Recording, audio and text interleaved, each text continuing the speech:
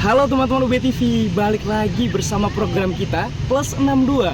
Kali ini bersama Rani Yusuf dari Fakultas Ilmu Sosial dan Ilmu Politik yang akan menemani kalian dalam program Plus 62 ke depannya. Nah teman-teman, tahu gak sih visi UB itu apa?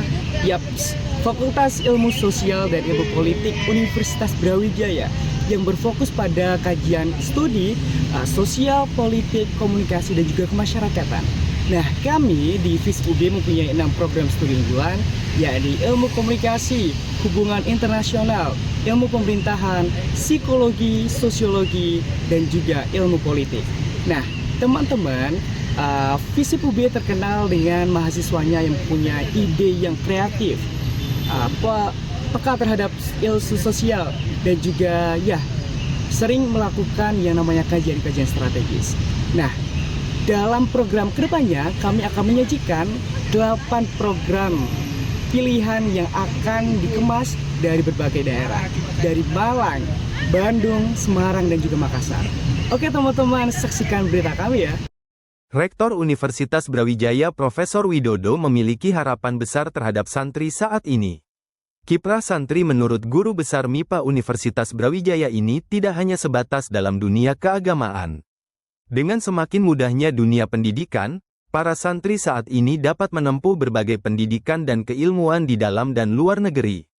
Widodo menekankan agar santri dapat menerapkan spirit santri dan nilai spiritual yang dikombinasikan dengan keilmuan profesional lain sehingga kiprah santri dapat menonjol dan berdampak. Bangun peradaban itu perlu pengetahuan, perlu teknologi, perlu komitmen, perlu menjaga morality. Dan kombinasi dari semua itu insya Allah itu dimiliki oleh santri. Sehingga masyarakat kita juga harus mulai membuka pemahaman baru bahwa yang disebut santri itu tidak hanya orang yang mempelajari ilmu agama, tapi adalah semua orang yang mempelajari ilmu pengetahuan, teknologi, dengan menyematkan imannya di dada. Dan orang yang dia berbuat kesalehan sosial, spiritual, itu yang menjadi bagian penting sih, kalau saya itu. Sehingga santri ya harus memahami teknologi, harus memahami pengetahuan, agar bisa membangun peradaban. Peringatan Hari Santri 2025 di Universitas Brawijaya diperingati dengan seminar yang menghadirkan Menteri Haji dan Umroh Kiai Haji Irfan Yusuf yang juga merupakan alumni Universitas Brawijaya. Peringatan Hari Santri 2025 diperingati dengan kegiatan seminar yang menghadirkan Menteri Haji dan Umroh Kiai Haji Irfan Yusuf yang merupakan alumni Universitas Brawijaya. Irfan Yusuf merupakan salah satu sosok santri Tebu Ireng yang kini menjabat di sektor publik sebagai Menteri Kabinet Presiden Prabowo. Ketua Pelaksana Profesor Agus Tarno menjelaskan seminar Hari Santri merupakan bentuk kontribusi UBI dalam memajukan dunia santri dalam berbagai bidang. Topiknya harus tidak lepas dari momen Hari Santri Nasional. Jadi pada kesempatan ini kebetulan memang kita punya alumni yang bukan alumni kita itu tercatat sebagai menteri di RI. Jadi sekaligus kita sinergikan bagaimana kita bisa membuat event Hari Santri Nasional sekaligus juga bisa mengundang tokoh nasional. Salah satunya adalah Menteri Haji dan Umroh. Nah sebenarnya esensi dari kegiatan ini lebih pada upaya untuk menunjukkan bagaimana kiprah Brawijaya di dalam mensinergikan kegiatan dengan momen Hari Santri Nasional. Kita ketahui bahwa di Brawijaya itu ada banyak sekali entah itu dosen, mahasiswa, dan juga tenaga pendidik, itu banyak yang dari Nahdlatul Ulama. Dan banyak di antara mereka juga tidak lepas dari pesantren dan seterusnya. Dan ini sebenarnya jadi momen yang bagus sebenarnya untuk membuat aktivitas yang sinergis, sekaligus juga menunjukkan bahwa Brawijaya juga bagian dari komunitas muslim yang juga memperingati Hari Santri Nasional. Kita juga berharap nanti dalam kegiatan ini kita akan bisa membangun kerjasama sinergis ya. Jadi tidak hanya dalam kegiatan ilmiah saja, tapi bagaimana kita juga bisa mensinergikan dengan kegiatan yang tercatat dalam Tridharma Perguruan Tinggi, mulai dari penelitian, pengabdian, dan juga pendidikan. Nah, kaitannya dengan ini sebenarnya juga tidak hanya kegiatan akademik yang kita angkat, bagaimana kegiatan yang terkait dengan pengabdian masyarakat juga bisa dijalankan oleh Brawijaya, khususnya mendampingi komunitas-komunitas muslim yang ada di daerah, yang memang kebanyakan di Jawa Timur ini kebanyakan orang-orang yang ada di kelompok-kelompok klaster pesantren ya. Agus berharap kehadiran Menteri Haji dan Umroh menjadi motivasi bagi mahasiswa dan santri untuk dapat berkiprah dalam ranah publik di kemudian hari.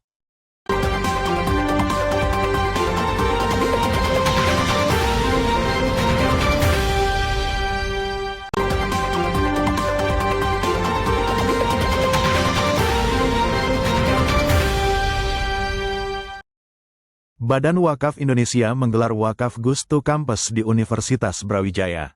Kegiatan tersebut dihadiri oleh Wakil Ketua Badan Wakaf Indonesia Tatang Astarudin, perwakilan Gubernur Jatim, Wali Kota Malang Wahyu Hidayat dan Rektor Universitas Brawijaya Profesor Widodo. Dalam kesempatan tersebut, Wakil Ketua Badan Wakaf Indonesia mengajak agar wakaf uang menjadi bagian dari gaya hidup mahasiswa melalui wakaf uang. Dengan potensi jumlah mahasiswa, gerakan wakaf uang tersebut dapat disalurkan ke sektor produktif untuk membantu pendidikan. Pribadi 70.000 mahasiswa, kalau kita suruh dorong mereka setiap kebahagiaan ditandai dengan wakaf. Wisuda, bismillah syukuran wakaf berapa aja, karena wakaf uang itu fleksibel, dengan 10.000, 5.000, 1.000 aja bisa. Maka kita primadona kita sekarang wakaf uang. Kita dorong wakaf uang karena lebih fleksibel, investasinya lebih mudah. Memang resikonya rentan pada inflasi. Lalu itu kita dorong juga optimalisasinya melalui wakaf-wakaf produktif. Tadi melalui wakaf uang itu ada dua, sektor real, sektor finansial. Sektor real itu mendorong usaha produktif masyarakat, UMKM, biaya wakaf uang itu untuk. Kedua, sektor finansial melalui sukuk negara. Tadi ini kita dana abadi kampus kita masukkan di instrumen sukuk. Program wakaf produktif ini juga menjadi perhatian Universitas Brawijaya. Rektor Universitas Brawijaya Profesor Widodo mengaku akan terus bersinergi dengan Badan Wakaf Indonesia untuk melakukan kajian riset dan aksi nyata agar gerakan wakaf semakin berkembang dan produktif. Terima kasih. Kita pertama mengucapkan banyak terima kasih ke BWI dan juga Pak Wali dan juga dengan Pak Ibu Gubernur dan juga dari Pak staf dari Ibu Gubernur, bahwa wakaf ini memiliki potensi yang sangat tinggi.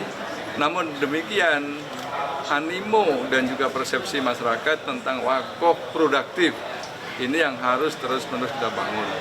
Sehingga kita di perguruan tinggi rasanya ingin terus-menerus melakukan sebuah riset, kajian bagaimana juga bisa memotivasi masyarakat kita untuk mau berkenan dan juga happy, senang dengan melakukan wakaf produktif.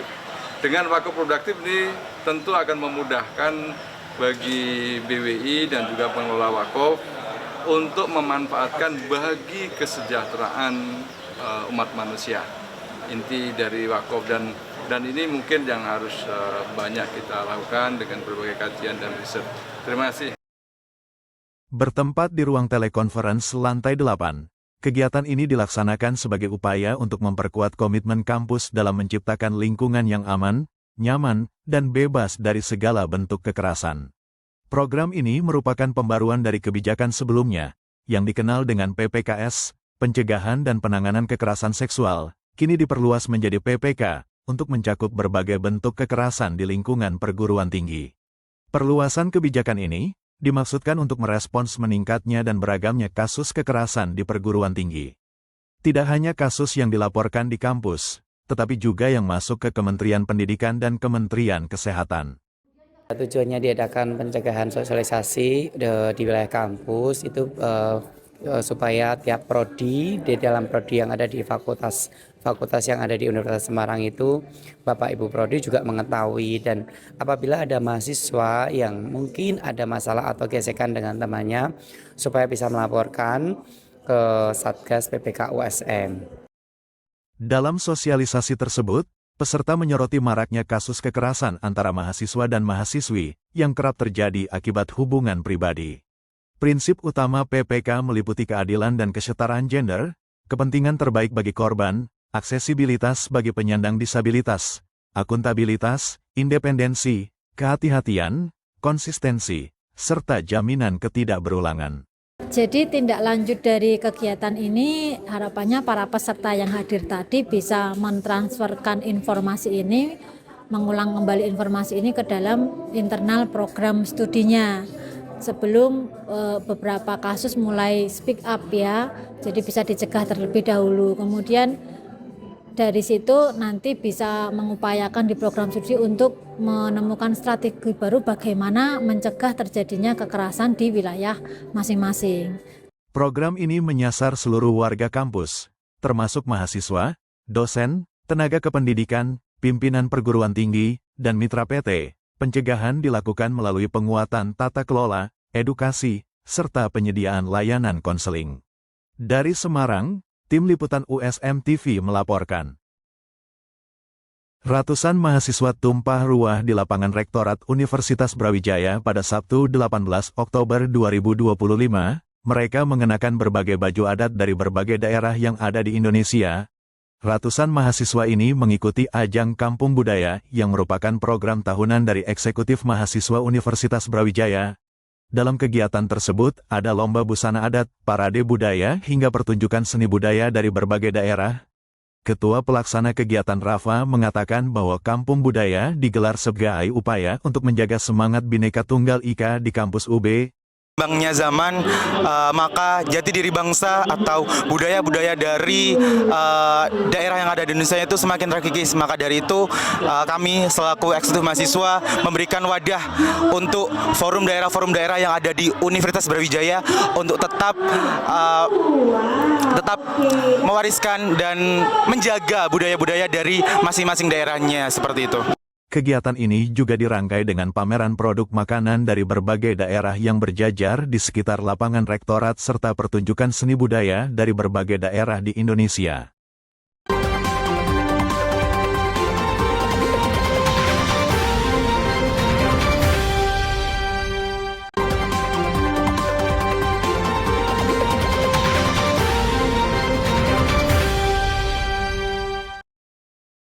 Dialog tahunan alumni dan mahasiswa Universitas Hasanuddin berlangsung di Gedung Pertemuan Alumni Kampus Unhas Tamalan Raya, Jumat tanggal 17 Oktober tahun 2025. Dialog tersebut menjadi momentum untuk memperkuat hubungan antara alumni dan mahasiswa dalam membangun jaringan yang berdampak. Kegiatan ini diselenggarakan oleh Direktorat Hubungan Alumni Universitas Hasanuddin dan menghadirkan sejumlah narasumber lintas profesi. Di antaranya politisi Ismail Bahtiar, akademisi Profesor Amiruddin Syam, ekonom Dr. Syarkawi, pengusaha Dr. Eka Sastra, Direktur BUMN Sapri A. Pamulu, serta Profesor Murtir Jedawi dari IKA Unhas. Dalam pemaparannya, para pembicara menekankan pentingnya 3 kompetensi dasar yang harus dimiliki mahasiswa sebagai calon profesional, yaitu attitude, kemampuan otak yang baik, dan keberanian. Ketiga kompetensi ini dianggap sebagai bekal pokok untuk mengasah kemampuan critical thinking dan problem solving dalam dunia nyata. Di sisi lain, para pembicara juga menyoroti hubungan antara mahasiswa dan alumni yang selama ini sering berjalan sendiri-sendiri. Filosofi keluarga Unhas dianggap perlu diperkuat agar hubungan antara mahasiswa, kampus, dan alumni dapat saling menguatkan. Menurut Profesor Murtir Jedawi, pengurus pusat IKA Unhas, alumni adalah role model bagi mahasiswa yang secara sadar atau tidak memberi pengaruh besar dalam pembentukan karakter dan arah karir. Oleh karena itu, sinergi antara mahasiswa, kampus, dan alumni perlu terus diperkuat agar menjadi kekuatan bersama dalam membangun Universitas Hasanuddin ke depan. Ia menegaskan, kegiatan ini merupakan langkah awal untuk membangun sinergi yang lebih kuat antara mahasiswa, kampus, dan alumni yang diharapkan dapat dilanjutkan secara berkelanjutan agar hubungan timbal balik semakin terjalin dan menjadi sumber kekuatan bersama.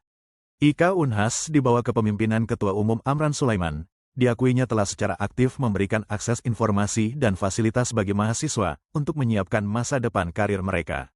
Berbagai program telah dilakukan, mulai dari pembagian informasi lowongan kerja, arahan wawasan dunia kerja sebelum tamat, hingga kegiatan yang mendorong mahasiswa untuk lebih aktif berproses dan tampil sejak di bangku kuliah.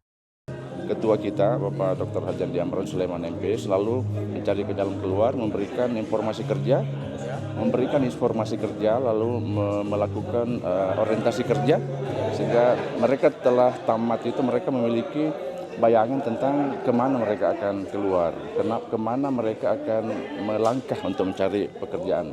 Tapi kita harapkan juga di lingkungan Unhas agar supaya mempersiapkan anak itu sebelum tamat. Setelah tamat mereka punya wawasan tentang kerja, setelah tamat IK Unhas akan mengelaborasi itu menjadi sebuah mata rantai resultante antara Unhas ketika berproses, dan setelah tamat IK Unhas akan memberikan memfasilitasi orientasi kerja dan sebagainya. Profesor Murtir Jedawi menambahkan, jika saran adalah doa, kritik adalah doa, dan masukan adalah perbaikan untuk masa depan. Semua harapan itu diarahkan untuk lebih menguatkan sinergi antara mahasiswa, kampus, dan alumni, sehingga Unhas semakin eksis, lebih prospektif, dan mampu menjangkau lebih luas di masa mendatang. Dari Makassar, Tim Liputan Unhas TV melaporkan untuk UB TV. Susilo Bambang Yudhoyono memberikan kuliah umum di kampus UNESA 5 Magetan pada tanggal 18 Oktober tahun 2025 dengan tema menjadi bagian dari solusi dan kemajuan bangsa. SBY menekankan bahwa peran perguruan tinggi dan insan akademika sangat dibutuhkan sebagai pionir penting dalam menjawab tantangan kehidupan berbangsa dan bernegara yang semakin kompleks. SBY juga menyampaikan apresiasi kepada kampus UNESA karena di kampus ini semua pilar kehidupan hadir dan tumbuh bersama, terutama dalam olahraga, disabilitas, dan seni yang menjadi sumber inspirasi dan pembentukan karakter bangsa. Saya tadi sebelum masuk pada topik dan intisari kuliah umum saya, memberikan komentar kepada Pak Rektor. Saya suka dengan Mars UNESA. I love it. Mengapa semua cabang kehidupan diacarakan dalam studi di universitas ini, termasuk dunia olahraga dan dunia seni. Di berbagai forum saya kerap mengatakan, kehidupan di negeri ini akan teduh, akan berimbang, akan positif jika ada 3 pilar kehidupan sekaligus prasyarat bagi kehidupan masyarakat yang baik, yaitu logika. And you are teaching about logic pada mahasiswa, orang yang logis, yang rasional, demikian juga bangsa pasti akan menjadi bangsa yang maju. Selain memberikan kuliah umum, UNESA juga menerima penyerahan buku puisi SBY berjudul Garis Waktu Tak Bertepi yang diterima langsung Rektor UNESA Cak Hasan sebagai simbol persahabatan dan kontribusi bagi literasi bangsa, serta pemberian beasiswa pendidikan program magister dan doktor kepada atlet Lavani mahasiswa UNESA berprestasi oleh Rektor UNESA. Rektor UNESA Cak Hasan menyampaikan bahwa kehadiran Bapak SBY memberikan wejangan kebangsaan dan motivasi, merupakan suatu kehormatan, sekaligus kebanggaan bagi seluruh keluarga besar UNESA. Pesan-pesan inspiratif dan motivasi sangat penting bagi Civitas untuk semakin memahami peran dan tanggung jawab, baik sebagai Civitas maupun sebagai warga negara yang berlandaskan nilai-nilai Pancasila. Perguruan tinggi sebagai lembaga terhormat memiliki peran yang strategis dalam memberikan solusi terhadap berbagai persoalan bangsa, dan mahasiswa sebagai insan terdidik tidak boleh diam berpangku tangan, tetapi harus berperan aktif menjadi agen-agen perubahan bagi pembangunan bangsa dan negara. Hadirin yang saya hormati, yang berbahagia, mengingat pentingnya posisi strategis mahasiswa dalam menentukan masa depan bangsa, maka sangat tepat hari ini kita mendapatkan pencerahan dari salah satu bapak bangsa, yaitu Presiden RI ke-6 Bapak SBY. Beliau sosok yang luar biasa, sosok yang tepat untuk berbagi pengalaman kepada para mahasiswa, karena kita semua tahu di masa kepemimpinan beliau banyak hal yang telah beliau berikan untuk kemajuan negeri tercinta ini. Dari Surabaya, tim liputan Kece Media melaporkan untuk UB TV. Unit Kegiatan Mahasiswa UKM Renang Universitas Hasanuddin menggelar technical meeting kejuaraan renang antar mahasiswa seluruh Indonesia atau KRAMSI ke-13 pada Jumat, 17 Oktober 2025. Kegiatan tersebut membahas teknis lomba, penjadwalan pertandingan, serta kelengkapan peserta yang akan bertanding selama 2 hari, pada Sabtu dan Minggu, 18 dan 19 Oktober 2025. Menurut manajer kompetisi KRAMSI ke-13 Tamrin Taba, setiap harinya lomba digelar mulai pukul 8 pagi. Dan pada hari terakhir hanya sampai tengah hari, kemudian dilanjutkan dengan upacara penutupan. Insya Allah untuk KRAMSI ini kita akan mulai jam 8 pagi, sedang direncanakan dijadwalkan 2 hari, Sabtu dan Minggu. Besok itu mulai jam 8 pagi, kemudian kita sudah berlomba, dan diperkirakan jam 8.30 undangan sudah datang, kita akan laksanakan open ceremony pembukaan dengan Pak Rektor mungkin atau pembantu Rektor yang akan hadir insya Allah. Kemudian setelah itu kita lanjut pertandingan sampai selesai hari Sabtu itu. Dan setiap caranya mungkin 1 sampai 2 acara kita akan UPP, artinya upacara penguatan pemenang yang juara pada satu lomba nomor pertama dan nomor kedua, seperti begitu. Untuk hari kedua sama, kurang lebih jam 8 kita sudah start dan diperkirakan mungkin cuma sampai sebelum jam 12 sudah selesai, dan ada upacara penutupan di situ dan sekaligus penerimaan hadiah untuk perenang terbaik putra dan putri. Yang saya dengar info dari pampelnya akan mendapatkan uang pembinaan dan berbagai macam hadiah, termasuk piagam dan medali. Tamrin menambahkan, dalam KRAMSI ke-13, setiap nomor lomba akan langsung diikuti dengan upacara penghargaan bagi pemenang, serta penutupan akan dilaksanakan pada hari Minggu. Menurut Ketua Panitia KRAMSI ke-13 Muhammad Nur Jailani, peserta KRAMSI ke-13 merupakan mahasiswa dari berbagai universitas dari Pulau Jawa, Sulawesi, hingga Bali, seperti dari Universitas Pajajaran, Universitas Surabaya, Universitas Tadulako, dan UPN Yogyakarta. Di kejuaraan KRAMSI tahun ini yang ke-13 itu kita membuka pendaftaran, dan pendaftarnya itu mulai dari Pulau Jawa ada, Sulawesi juga ada, terus dari Bali juga ada Kak, mulai dari Unpad, terus Ubaya, Surabaya, Universitas Tadulako juga ada, UPN Jogja juga ada, banyak universitas yang berpartisipasi pada tahun ini. Penyelenggaraan tahun ini berbeda dengan tahun sebelumnya. Lantaran KRAMSI ke-13 tidak lagi menggunakan konsep Krapseda, hal tersebut bertujuan untuk memaksimalkan partisipasi mahasiswa dalam pertandingan utama, sehingga diharapkan dapat meningkatkan semangat sportivitas dan prestasi di bidang olahraga renang.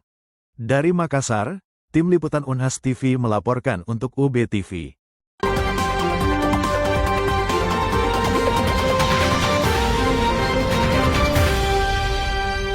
Nah, gimana teman-teman? Menarik bukan berita pilihan dari Plus 62 kali ini? Buat teman-teman yang pengen selalu update terhadap berita-berita dan juga perkembangan kampus di Universitas Brawijaya, tetap untuk selalu stay tune di official account YouTube channel kami, yakni UB TV. Jangan lupa teman-teman untuk subscribe, like, comment, and share postingan kali ini dan juga postingan-postingan lainnya. Buat teman-teman juga yang pengen tahu perkembangan dan kegiatan kampus mulai dari prestasi, kegiatan-kegiatan seru lainnya di Fakultas Ilmu Sosial dan Ilmu Politik, jangan lupa kunjungi Instagram kami yakni visip_.ub. Nah teman-teman, jangan lupa karena kita akan selalu update di setiap hari Jumat pukul 14.30 dan juga hari Minggu pukul 13.00. Jangan lupa subscribe juga ya channel kita. Terima kasih dan see you di berita-berita pilihan kami selanjutnya.